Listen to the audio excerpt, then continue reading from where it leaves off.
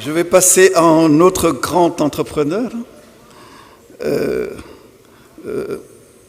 ne sais pas qu'est-ce que je devrais dire. Je devrais dire Serigne Bi ou Monsieur Sarr. On va dire Serigne Bi. On va enfreindre le protocole parce que je pense que vous méritez ce titre. Et vous êtes cofondateur, Monsieur Sarr, et DG de M&A Capital Group. Vous êtes le CEO de Rijal Holding SAS, directeur exécutif expérimenté avec une expérience démontrée du travail dans le secteur de la banque d'investissement. Donc vous rejoignez un peu M. Cissé sur cette activité. Vous êtes compétent en investissement, en capital investment, en négociation, planification d'entreprise, gestion des risques et développement des affaires. Vous êtes un solide professionnel du développement des affaires avec une certification axée sur la finance et la gestion d'actifs de l'ESLSCA de Paris. Vous avez une expérience avérée dans le secteur de la banque d'investissement. Et là, j'en arrive à ce qui m'interpelle en tant que citoyen. Parce que la première fois que je l'ai vu, j'ai tout de suite fait le rapprochement avec Auchan. J'ai vu Seine-Champ, Auchan. J'ai fait un peu le rapprochement, je me suis dit, il y en a un qui s'énerve et qui commence à attaquer Auchan, et c'est très bien. Quoi, je l'ai compris comme ça. Et à travers Rijal Holding, vous avez créé cette entreprise qui se développe bien et qui souhaite participer à la modernisation du commerce et plus particulièrement dans la ville sainte de Touba. Je vous félicite encore pour ça.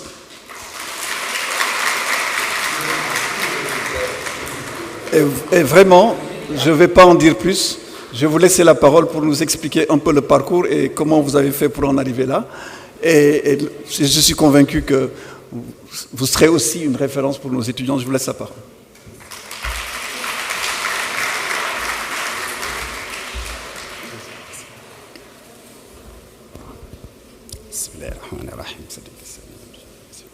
Assalamu alaikum. Bonjour tout le monde. Cher Pape, bonjour. Je transmets mes bonjours à l'ensemble des étudiants, mais aussi à l'ensemble du corps professoral de BEM Dakar, à cher Omar, que je retrouve ici avec plaisir, et bien d'autres visages d'ailleurs. Je pense que ma présence ici peut perdre du sens vu les liens qui me lient avec Pape. Parce que ce n'est pas le directeur de BEM, pour moi c'est un grand frère, c'est un mentor.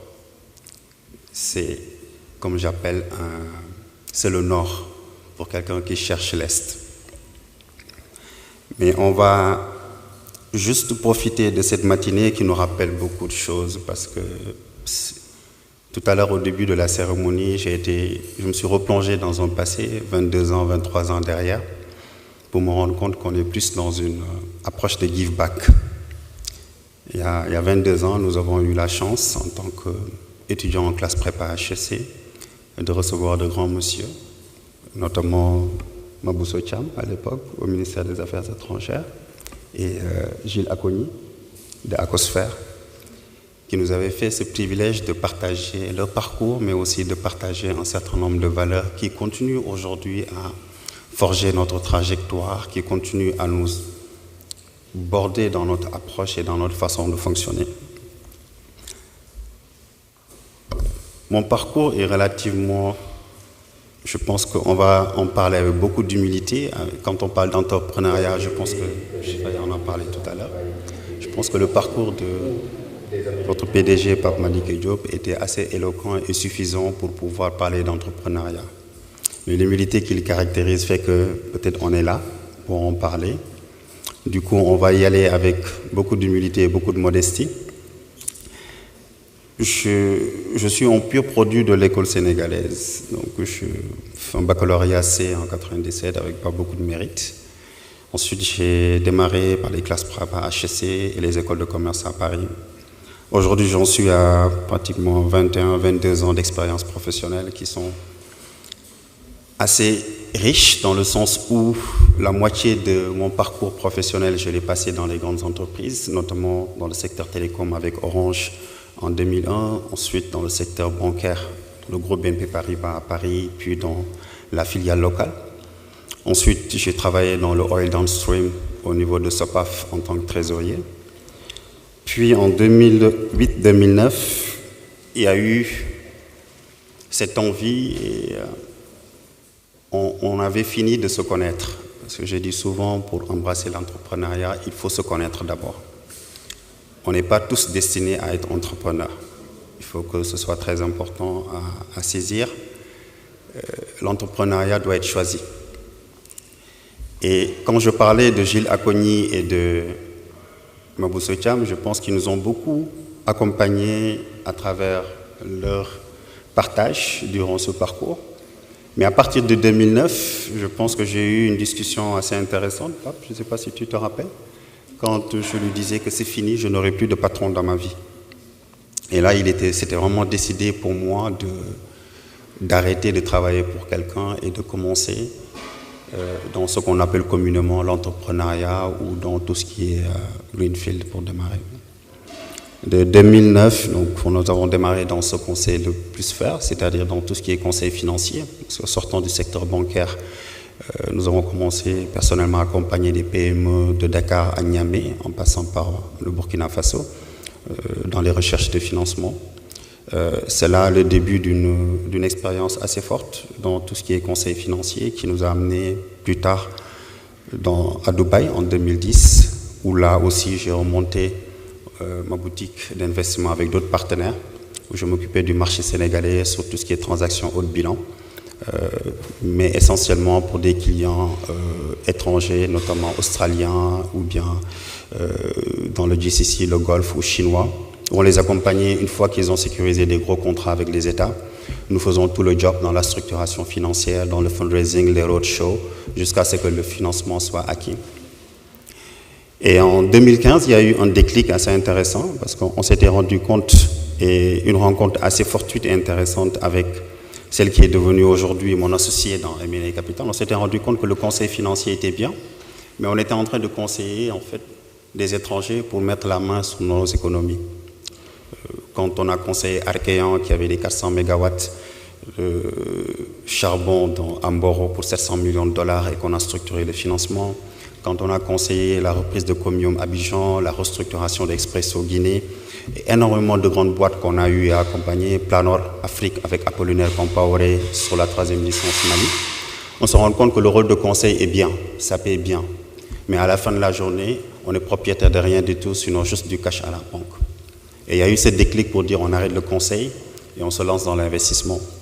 En 2016, avec mon CEO et associé Aïssatou Leblond, nous avons pris ce pari de rentrer, elle de Paris et moi de Dubaï, pour mettre en place la société d'investissement M&A Capital, qui avait un objectif très simple, mais très profond. L'objectif, c'était d'inspirer, d'arriver à montrer qu'un fonds d'investissement ou une société d'investissement, il ne fallait pas que ce soit Abraj au niveau de Dubaï, il ne fallait pas que ce soit IEP qui faisait déjà un excellent travail, mais qui était français, ou des Américains pour pouvoir aujourd'hui capitaliser sur l'épargne ou la capacité d'investissement des Sénégalais et les réinvestir dans des entreprises.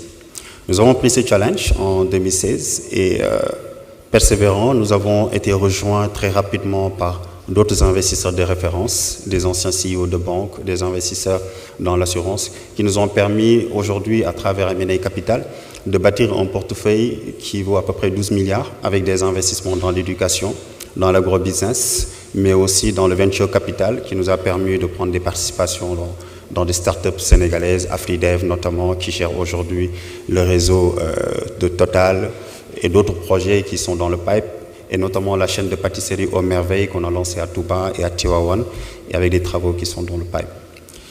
Et cette expérience, je pense, nous a beaucoup aidé à mieux comprendre les enjeux. Et dans la foulée, il y a eu cette initiative assez folle qui a été lancée il y a 1 an, à peu près, même pas encore, qui est née du net, qui s'appelle Ridial Holding.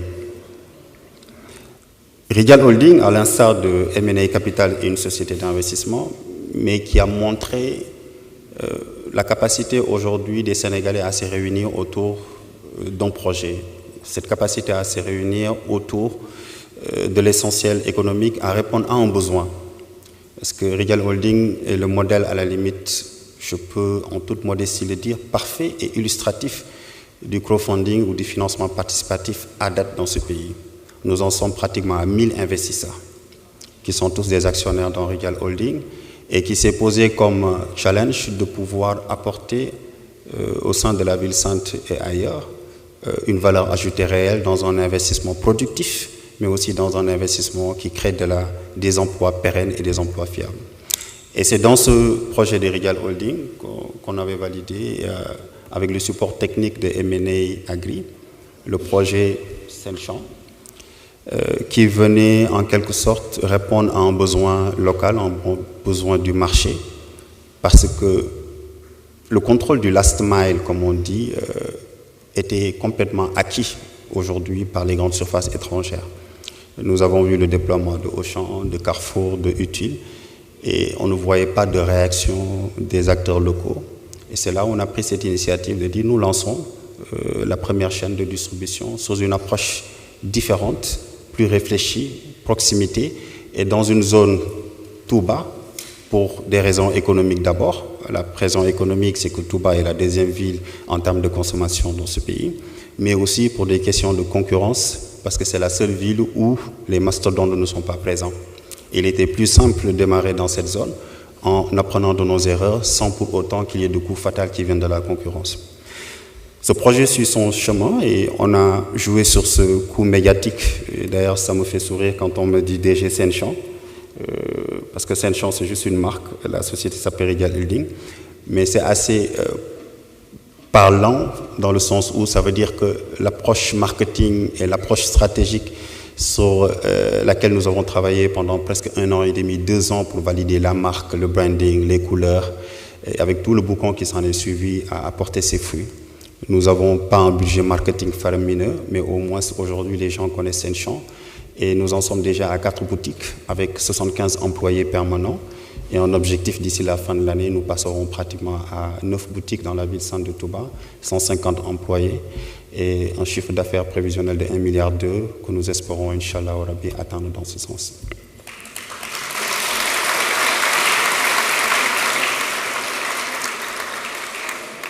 Je pense que ce parcours, on en parle, mais en réalité, quand je parle de nos plus bel investissement, je pense qu'à l'instar de ce que Pape a fait, c'est la prise de participation majoritaire que nous avons fait dans le lycée d'excellence Pils, qui est à Ndiakhirat, qui nous a permis de vivre ce que Pape est en train de vivre et est en train de faire, dans le sens où c'est un lycée moderne, ultra-moderne, avec internat, où nous sommes aujourd'hui majoritaires via les véhicules M&A Ventures. Mais nous comprenons les enjeux de l'éducation. Nous comprenons la nécessité aujourd'hui de former les gens à la base. Nous comprenons aujourd'hui la nécessité de les mettre dans un cadre qui est favorable et un cadre qui leur facilite la transition dans un secteur professionnel qui n'est pas du tout acquis. La chance que vous avez aujourd'hui, elle est inouïe. Nous, en école de commerce, les cas de projet, on ne les connaissait pas. Tout était relativement en théorie. On n'était pas focus entrepreneuriat du tout. Sinon, c'était des cas pratiques. Et je me rends compte qu'aujourd'hui, avec cette nouvelle orientation que vous avez et le cursus Tambem, vous avez la chance de vous frotter, même si c'est de façon virtuelle, à l'entrepreneuriat, à apprendre entre vous-même, mais aussi avec vos professeurs et des intervenants, et à vous préparer. Cette chance, elle est inouïe. Mais en face, vous avez un gros problème. Le gros problème, c'est que vous allez vers un marché qui est de plus en plus déstructuré, un marché de l'emploi qui est de plus en plus très serré et très sélectif, et un environnement sociopolitique qui aujourd'hui, on garde l'espoir, mais ne favorise pas du tout à l'essor et à l'émergence de cette jeunesse africaine qui doit porter le changement, qui doit porter l'avenir de l'Afrique demain. Cette prise de conscience, il faut que ce soit très clair dans les têtes. Vous allez beaucoup apprendre en école de commerce, ce qui est très bien. Mais vous allez sortir juste avec des diplômes et un élément important, c'est une capacité à devenir et à vous adapter à la réalité du marché. Rien d'autre. Je suis sorti d'école de commerce en asset management. Mon livre de chevet, c'était Alexander Elder, Vivre du trading. J'étais l'un des plus grands boursicoteurs sur Boursorama. En matière de trading et de modélisation, je veux dire, j'en avais fait, je dormais avec, je me réveillais avec. J'ai démarré avec BNP Paribas Asset Management, où j'ai démarré ma carrière. Mais j'ai fini par devenir le responsable du contrôle interne du groupe BNP Paribas à Dakar, où il n'y avait même pas de salle de marché, où on me demandait de contrôler les risques opérationnels, où il fallait implémenter SOX 404 à l'époque, et qui n'a absolument rien à voir avec ce qui me faisait vivre à l'école ou ce que j'ai appris à l'école. Et c'est cette capacité à s'adapter qu'on attend de vous et qu'on va vous enseigner. Parce que le marché ne connaît pas ce que vous apprenez, il connaît ses besoins. Mais dans tout cela, et ce qui est rassurant, je pense, c'est ces valeurs aujourd'hui qui feront que demain vous serez entrepreneur ou pas. Parce que l'entrepreneuriat doit être choisi. L'entrepreneuriat de fait, comme je l'appelle assez souvent, c'est celui qui n'a pas trouvé d'emploi et qui se lance dans un projet. Je pense qu'Omar le disait tout à l'heure, on a tous des projets dans nos têtes. Et souvent, quand on n'a pas trouvé un emploi, c'est là où on se décide de faire un projet. Mais ces entrepreneurs de fait, ils peuvent lancer un projet, mais dès qu'il y a une opportunité qui se présente, ils zappent le projet et prennent l'emploi. Ce qui est extrêmement dangereux et ce qui refroidit beaucoup d'investisseurs et des gens qui accompagnent les entrepreneurs. L'entrepreneuriat doit être accompagné par l'expertise. L'expertise, il faut la connaissance en amont. Cette connaissance, vous allez l'apprendre. Il y a très récemment, j'ai découvert une théorie qui a été développée par deux scientifiques qui ont essayé de modéliser un peu les gens qui sortent d'école avec une connaissance, mais avec très peu d'expertise. La courbe commence à évoluer et il y a ce qu'ils appellent tout au début, quand on sort d'école, ce qu'ils appellent la vallée de la stupidité. C'est-à-dire ce moment où on a une confiance énorme en soi-même, où tout est nickel et impec dans notre tête et qu'on ne se remet jamais en question. Et dans cette théorie, ils disent que ce passage est obligatoire. On sort juste toujours d'école de commerce en se disant on connaît tout, on est bon, je ne vaux pas des cacahuètes, je ne prends pas d'emploi pour ce salaire, je connais mieux que ça. Mais dites-vous que vous avez juste 10% en sortant. L'expertise, c'est après avoir traversé cette vallée de l'humilité.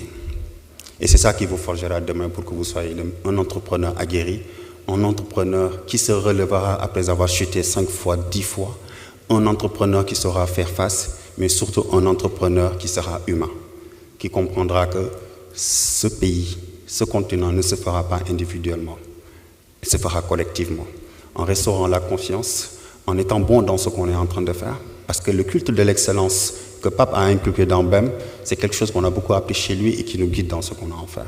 Ne jamais faire ce que tout le monde fait. Quand quelqu'un fait quelque chose de bien, il faut faire quelque chose de mieux. Quand quelque chose fait de bien, vous pouvez l'aider, vous l'accompagner dans ce qu'il fait. Mais tout en gardant une chose en tête, ne laissez jamais quelqu'un vous dire ce que vous devez être demain. C'est des choix personnels. Notre trajectoire, mon trajectoire, celui de Oumar, celui de Pape ne définissent pas forcément votre trajectoire. C'est comme de l'ADN. Nous n'avons pas les mêmes profils, mais ça peut vous inspirer pour vous faire demain. Et enfin, je finis mon propos.